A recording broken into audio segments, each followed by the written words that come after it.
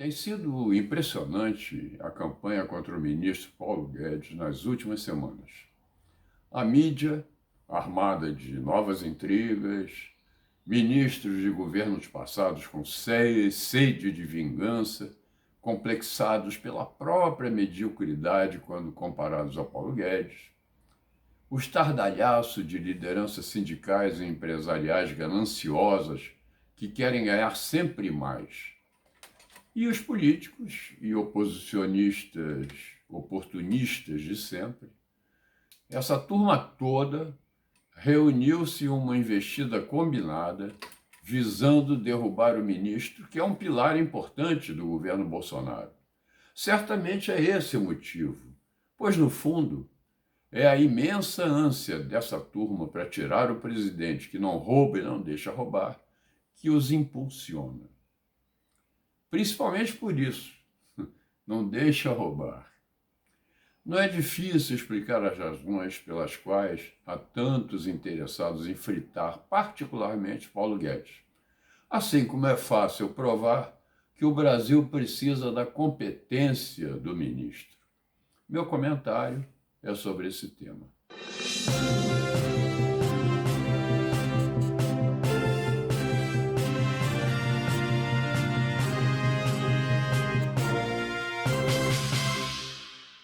Logo no início do governo Bolsonaro, que herdou um déficit de 139 bilhões de reais, Paulo Guedes apresentou a proposta da PEC do Pacto Federativo, prevendo que os municípios com menos de 5 mil habitantes e dependentes em mais de 10% de recursos da União para suprir suas despesas, deixassem de existir, fossem incorporados a municípios autossustentáveis.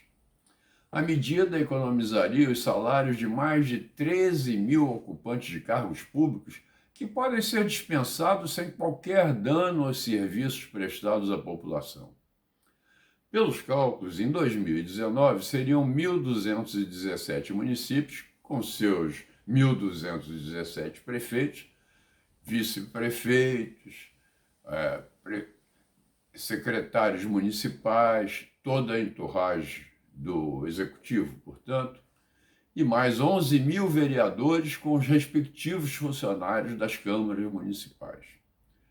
No total, mais de 31 mil funcionários totalmente obsoletos, administrando municípios que foram criados apenas para empregar cabos eleitorais dos políticos que estavam no poder.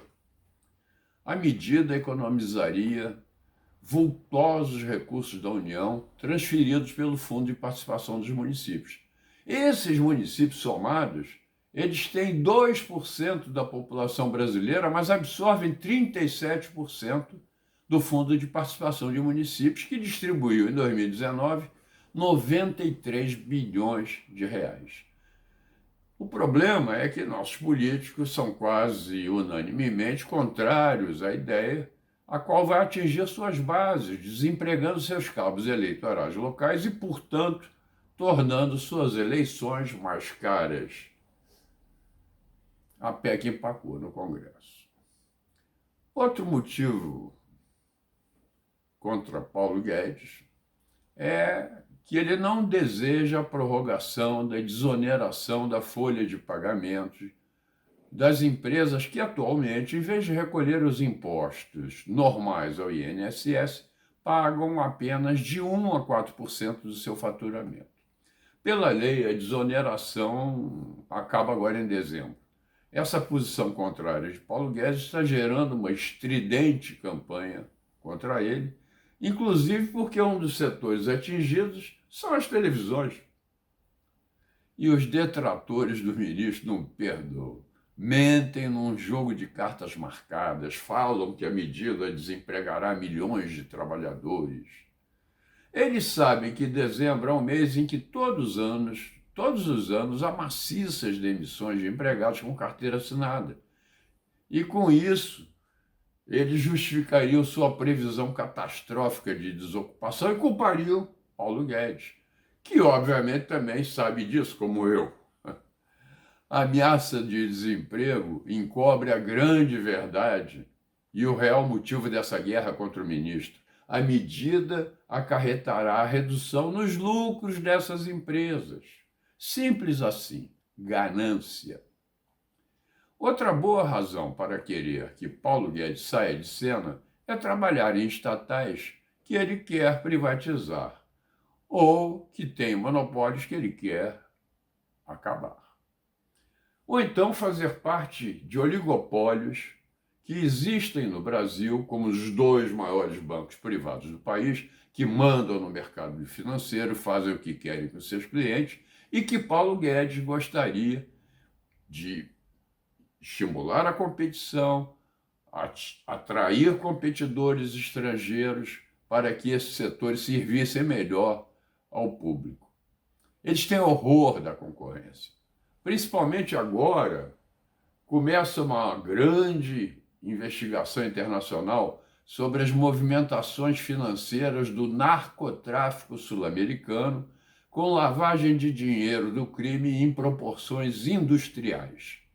E nosso sistema financeiro, com muita razão, está inquieto, amedrontado. Mas tem mais.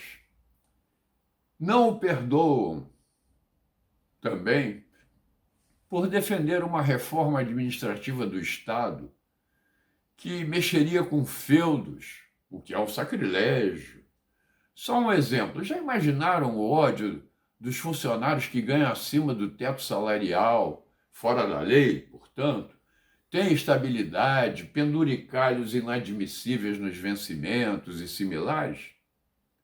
Parando por aqui, como se vê, a fauna de inimigos de Paulo Guedes já é tão variada e poderosa, disposta a lutar até o último privilégio para não entrar em extinção, que passamos a entender a campanha em curso contra ele. A realidade, porém, nos mostra, muito pelo contrário, que há vários motivos para agradecer a Paulo Guedes pelo bem que já fez ao Brasil e aos brasileiros. Em 2019, tendo recebido um orçamento com um déficit de 139 bilhões de reais, reduziu com muita competência a 60 bilhões, menos da metade. Nesse mesmo ano, conseguiu que fosse aprovada a reforma da Previdência, que economizará 800 bilhões de reais nos 10 anos que se seguem. Na pandemia, graças às suas medidas, foram salvos milhares de empresas e milhões de empregos, além de proteger os mais necessitados com auxílio emergencial. Ao final de 2020, constatou-se que, graças a essas medidas de Paulo Guedes, o Brasil foi um dos países que teve a menor queda de produto interno bruto no mundo, 4,1%. Inclusive, por isso, a OCDE convidou Paulo Guedes para coordenar um grupo de trabalho que proporia medidas pós-pandemia para revitalizar as economias dos vários países. Reconhecimento de sua performance no Brasil em tempos tão difíceis. Por obra e graça de Paulo Guedes, as perspectivas de nossa economia para 2021 são de boas a ótimas. Vejam só, em setembro deste ano, o Brasil atingiu 41 milhões e 800 mil empregos com carteira assinada. É uma quantidade de 3 milhões e 400 mil empregos maior do que em janeiro de 2019, quando Bolsonaro assumiu. Só agora, em setembro, criamos 314 mil empregos com carteira assinada. No acumulado do ano já são mais de 2 milhões e 500 mil empregos criados. E o emprego cresceu em todas as atividades, principalmente em serviços, 143 mil, e na indústria, 76 mil. As 5 regiões do país tiveram saldo positivo. E o fenômeno mais interessante foi o crescimento de 90 mil postos de trabalho no Nordeste. Uma surpresa agradabilíssima. De janeiro a setembro de 2021, a arrecadação do governo atingiu 1 trilhão e 300 bilhões de reais. é o melhor desempenho desde o ano 2000. Só em setembro de 2021, nossa arrecadação foi a 149 bilhões. É o maior valor desde 1995. O crescimento do PIB, do Produto Interno Bruto, previsto para 2020 é de 5%. O do saldo do comércio exterior baterá todos os recordes, superará 70 bilhões de dólares, e o ingresso de investimentos estrangeiros será de 50 bilhões de dólares, mostrando confiança no Brasil. A desburocratização levada a efeito pelo Ministério de Paulo Guedes, revogando 22.500 atos normativos sem nenhum sentido, ineficazes, desatualizados, e a digitalização de 4.700 serviços do governo federal colocados à disposição de 110 milhões de pessoas cadastradas, são medidas notáveis e já atraem a admiração das organizações internacionais. A MP da Liberdade Econômica tem tido frutos notáveis para os empreendedores e o povo em geral. Neste governo, 89 mil cargos obsoletos e sem função foram extintos. Tudo isso, obra do Ministério de Paulo Guedes. O que temos de ruim resulta de origens que não têm relação com Bolsonaro ou Paulo Guedes. O déficit e o desemprego são herança dos governos esquerdistas de FHC, Lula e Dilma. Muitos dos efeitos nefastos da economia agora são efeitos dos lockdowns malucos dos prefeitos e governadores. A isso soma-se a lentidão do Congresso para dar andamento às reformas de que o Brasil tanto precisa.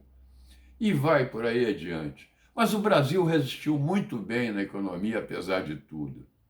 Quando ouço chamarem Paulo Guedes de liberal como se isso fosse um insulto, eu ainda, dando a conotação de que ele é um radical do liberalismo, eu ainda o admiro mais. Paulo Guedes foi formado lá na Universidade de Chicago, a Meca liberal, mas isso não significa que ele seja um radical. Um liberal radical jamais daria o auxílio emergencial, jamais faria o programa de preservação de empregos e outras medidas intervencionistas que Paulo Guedes fez, porque, na verdade, ele é, antes de um liberal, é inteligente, pragmático e competente. Obrigado pelo Brasil, Paulo Guedes. Vida longa a Paulo Guedes.